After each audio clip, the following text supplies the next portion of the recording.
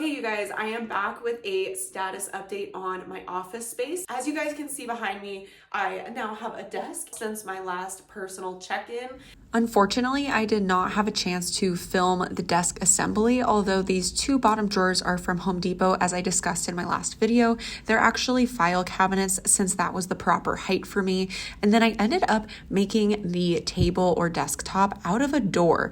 I was originally planning on butcher block. However, as I was perusing through Depot, I found a door and I realized that this is primed and half the price. The downside is it does have this raw edge, which I plan to spackle and sand down before painting, but this is really ideal for my project. I did have to cut this down to the proper length myself, which proved to be a little challenging since I don't have a table saw. However, I'm still really happy with the way this turned out. Right now, the last piece I have to do for this built-in is just put in these smaller shelves. So I'm gonna have one here and I'm gonna have one over here. So you won't see the gap between the shiplap and the wall once these are installed. There was a lot of trial and error with the first shelf just because I needed to space it out properly, but my second shelf went much more smoothly. I started by cutting down all of the furniture pieces for those IKEA bookshelves. I cut everything to the proper height. Since these are sitting on my desktop, I needed to shorten them. The original height was going to be far too long and would prohibit me from stacking these. And excuse my skeleton in the background, he fell over while I was filming this video. After finishing my cuts, I needed to assemble these, and that was a little more complex just because since I'd shortened them, the structure was partially gone. So a lot of those areas where you would normally have the really sturdy shelves that were screwed in, I was no longer able to use. So I did end up drilling a lot of holes in these and adding my own screws manually. Just so you guys can see what it looks like, this is what we're currently working with.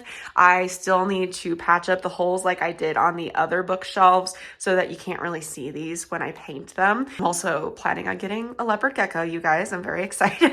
But that's what all that stuff is. And then I did decide, I was debating, but when I fully assembled this, I decided that this looks best. I am trimming this out. So I did something kind of funky. It'll be fine, but just so you guys know, this lines up flush with the bookshelf and the space is gonna be like, it's hollow behind this. But on this side, it looked really weird to have a lip on the left. It looked better to have a lip on the right. So I do have this little lip that sticks out on this side. I'm a little thrown off by it because it doesn't necessarily match over here, but at the same time, I think it would have looked weird if the lip was on the left side. So my next steps, I have cut everything to 62 inches high, which as you may be able to see me behind me on this bookshelf, leaves a couple inches between the bookshelf and the ceiling. I do plan to put crown there. I'm going to put all a 2x4 once the structure is completely assembled that lines all the bookshelves so that the crown molding has something to attach to. This step didn't take me long at all. However, I wish I'd done it before I fully assembled the built-in structure. It would have been much easier to install these from above rather than from beneath the top shelf. All right, so today my plan is to get in all the remaining baseboards that I need to place around the room. So I have this wall as well as the wall over here, and I've already cut these down to the size that I need them to be. So I'll just be nailing these into the wall and potentially placing my first couple pieces of wainscoting. Really only things I don't have to cut. I'm gonna wait to make all my cuts in a later video on a later day, but I will probably place the first one just so I have a visual reference of what it's gonna look like height-wise. And then as you guys saw in my video, but last night we put these 2x4s up. So these now structurally are all ready to go. So I'm going to get started painting the desk and the remaining shelves today. Just like the other bookshelves, this ended up taking about 3 coats and then some touch-up work. The desk was really fast, actually. I think it had to do with the priming layer.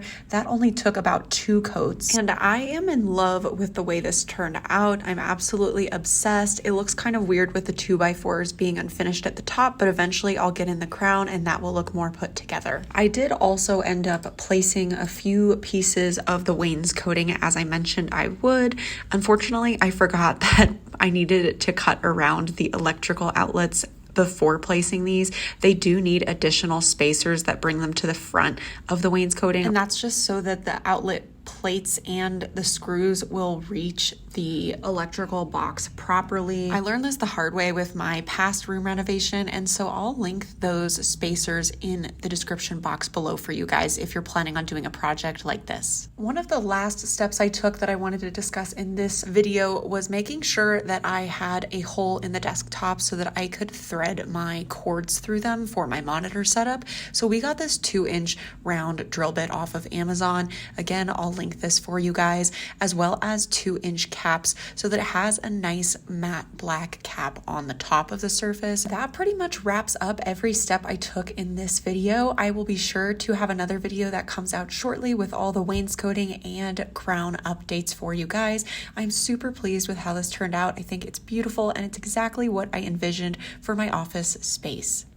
All right, so thank you guys if you've made it this far in the video. This is part 3 of this video series. So if you have not checked out the first 2 videos in this renovation, I will have linked them in the description box. So please go check those out. And if you want to see more videos like this, please be sure to give this video a thumbs up and subscribe to my channel. In my next video, I will be doing a lot of the wainscoting as well as the crown and some other finishing details. But again, I appreciate you guys being here. Thank you for watching, and I'll see you in my next video.